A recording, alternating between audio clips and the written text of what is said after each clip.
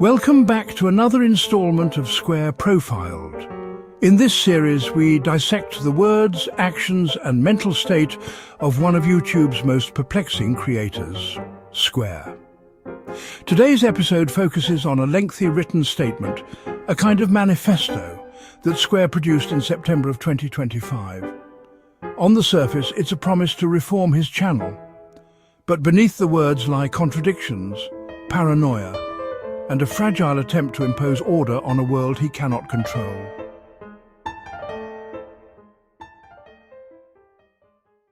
Alright, I guess we've been challenged being referred as always gonna, so we're gonna do one more panel stream.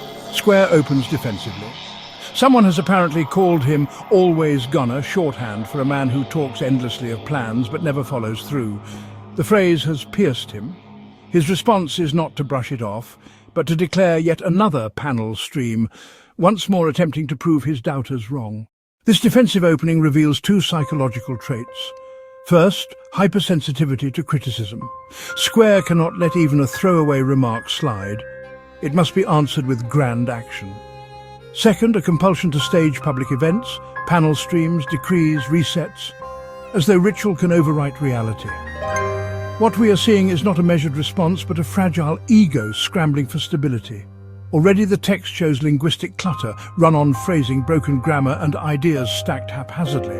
This reflects a thought process that is disorganized, compensating with volume rather than clarity. If after that post I fail to abide by it, I will concede honestly about what occurred and attempt again. If we have a second occurrence, I will repeat and reset once more. If a third occurrence occurs, I will concede completely and admit failure, taking responsibility. Here the ritual crystallizes. Square builds a three-strike system for himself. Fail once, reset, fail twice, reset again, fail 3 times, only then admit defeat. This recursive logic resembles a child creating rules for a board game, adding clauses to avoid ever truly losing. This passage demonstrates Square's compulsive rulemaking. He attempts to codify his own behavior in contractual terms, as though writing rules down will bind him. But the structure is inherently self-defeating. Each clause opens a loophole. Each promise contains its own escape hatch. Clinically, this is indicative of magical thinking, the belief that by creating rituals and written pledges, one can ward off failure. It's not reasoned accountability, it's superstition in prose form. Any interference or attempt to tempt or incite such a result will result in a 24-hour ban, after which a permanent ban will take place, no exceptions. Having written rules for himself, Square now turns outward, creating punishments for anyone who might tempt him to break them. His insecurity transforms into authoritarian control. The logic is telling. If he fails, it is because others provoked him. They, not he, must be punished. This externalization is a defense mechanism. Rather than confront his lack of discipline, Square projects blame onto an imagined cadre of saboteurs. His language, tempt, incite, interference, casts viewers as devils luring him into sin. The solution he offers is draconian. Timeouts and permanent bans based not on evidence but suspicion. The paranoia is clear. For Square, the internet is not an open forum but a battlefield where unseen enemies plot his downfall. This will be the channel's biggest change yet and the most revolutionary. And here we reach grandiosity. A live stream tweak, framed as a revolution. Ordinary moderation becomes a historic decree. This inflation of language reflects Square's fragile sense of importance. Every act must be history-making to mask its triviality. Clinically, this is a hallmark of narcissistic traits. Small adjustments are aggrandized into epical shifts. This is not a man describing YouTube moderation, it is a self-anointed statesman declaring reform. But unlike true reformers, Square has no capacity for follow-through. His past is littered with broken promises, abandoned resets, and decrees that collapse within days. What matters is not the result, but the ceremony of announcing change. If you are even by a hunch think someone is on an alt and you believe it to be a banned user, then ban that alt account as well. In this line, suspicion alone becomes grounds for punishment.